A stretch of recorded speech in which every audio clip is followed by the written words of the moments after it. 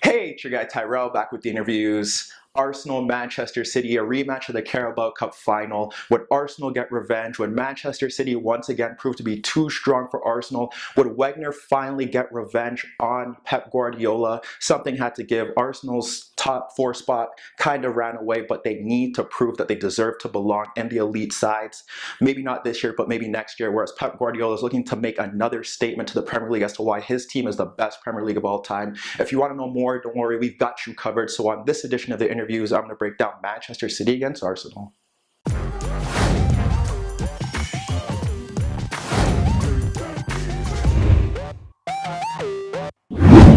Manchester City Arsenal, a rematch of the Carabao Cup finals within days. Would Arsenal get revenge? Would they play better at the Emirates? What about City? The title looks to be wrapped up, but how would they approach this game? Would they approach it differently? Would they use more caution at the Emirates, a place where they haven't played well in recent years, or other big teams haven't played well in recent years? Well, don't worry, here you'll find out. We look at the board, we got Arsenal in the red, we got City in the blue. City in more of a 4-3-3, 4-2-3-1, depending on, as more of a hybrid. You got Aguero up front. You have Sane and Bernardo on the flanks. You have Silva a bit more advanced with De Bruyne and Gundogan in midfield. Fernandinho was unavailable to play. Then we look at Arsenal, 4-2-3-1. You had Aubameyang up front. You had Ozil behind them. You had Welbeck and Mkhitaryan on the flanks. You had Xhaka and Ramsey in midfield. What went right? What went wrong? Well, Arsenal, when they look like they were pressing from the front, it looked like it kind of made sense.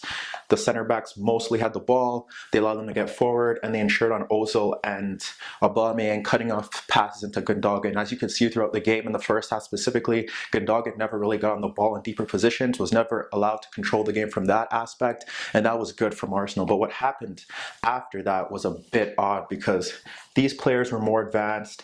It's more like they had a front line, and then at times you'd have Ramsey pushing in or Ramsey trying to get in between the lines, more so when they had the ball. But when they were playing with the ball, or when they were out of possession, it was more of a 4-4-1-1, and it was a bit narrow, a bit high. The fullbacks of the Manchester City didn't really get forward. Walker didn't really bomb forward in the first half.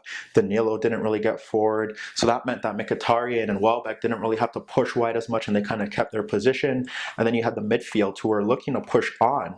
So what happened was that if Ozil was kind of just floating around, then you'd have one push there, one push there.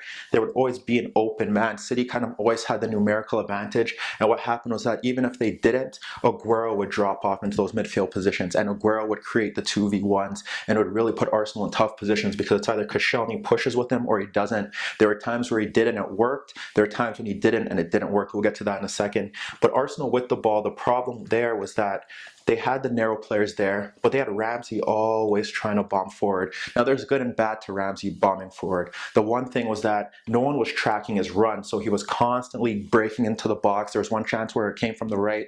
He pushed it on goal. Ederson saved it. In the earlier stages, he ran behind Otamendi and created a chance as well. And as good as it is for Ramsey to get forward, the other problem was that Xhaka was left alone. Because when Ramsey pushes up, it's Xhaka alone, and that's the biggest problem for Arsenal because, like I said, Aguero could drop in, and that was happening. Who was picking up Silva? Who was picking up De Bruyne? And that's how Arsenal kind of got carved open throughout the game. What Arsenal did do well, if we put this back, was in the earlier stages, was that Sane wasn't tracking the runs of Bellerin, and then with Danilo over here marking that, Bellerin was able to get him beyond, deliver a few crosses that almost led to legitimate chances that should have forced Ederson into more saves. That was one key element where Arsenal did get forward. It was Bellerin breaking beyond, and that was pivotal. But City eventually ran riot. How did that happen? It's really hard to look at the first goal as an impact as to what went wrong because the first goal was just more Leroy Sane individual brilliance. He was the best player on the field with David Silva in the first half or perhaps the whole game. But when we look at it, it's just more of what City do well, shifting. Obviously, you don't expect Sane to beat four players, but they shift as a unit wide. Bernardo Silva holds his run until Sane breaks into the middle, and then he makes the run.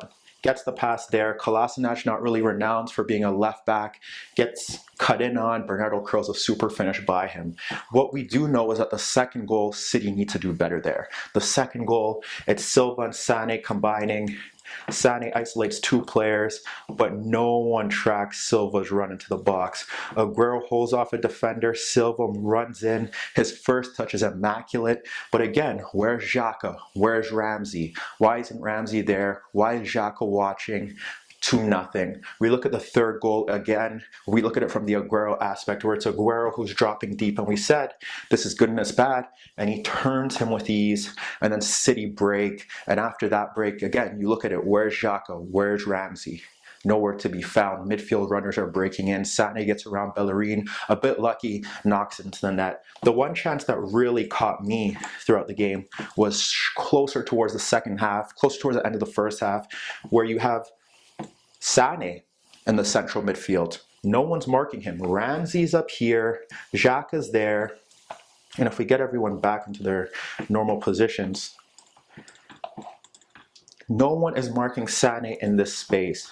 Aguero is gone off over there, he dropped deep, and then you have Danilo breaking in. No one is marking him. Ramsey's high. Xhaka's there. Finds him in between the lines. And then the break continues. Plays it to Bernardo. No one tracking De Bruyne's run. De Bruyne makes the overlapping run. Aguero is breaking in from the box. We'll have Aguero there. Aguero breaks into the box. No one picks him up. Should beat Czech. Doesn't beat Czech. But that's basically what it was. Without the ball, City were superb. And what they did well without the ball was the fact that they were in 2 banks of 4 for most of the game. But when they did press, you would have Silva joining. You have the fullbacks higher. You'd have Silva joining Aguero and pressing the center backs. And if Xhaka broke in, you would have Kevin De Bruyne breaking in. Arsenal never got a chance to break from the back. That was key. And then when you look at it from a defensive aspect, when they weren't pressing from the front, it was basically 2 banks of 4, 2 narrow banks. Organized, the City midfield pushed up, nowhere for Arsenal to get space in between the lines, whereas Arsenal with Ramsey bombing forward and the defense having to push out on Aguero. There were too many gaps and too many spaces in between the defense. To obviously break that down, it'll take a bit of a while, but that's the issue there. Ramsey and Xhaka as a midfield pairing don't have the discipline to stop the City side. They had some chances with Bellerin down the flanks. Aubameyang was absent. Ozil was anonymous. Mkhitaryan never got in the game, whereas City Sane proved that he can be a world beater. Looks to be back to his fitness. And when you look at the rest of the squad, City just broke them down from T to T, exposing the space in between the lines, breaking down the channels, defending well as a unit, and showing Arsenal the template for where they want to be if they want to win a title. But let me know what you guys think. Meet me in the comments below. Don't forget I upload videos every day, and don't forget to subscribe to my channel. And that was your daily dose of the interviews.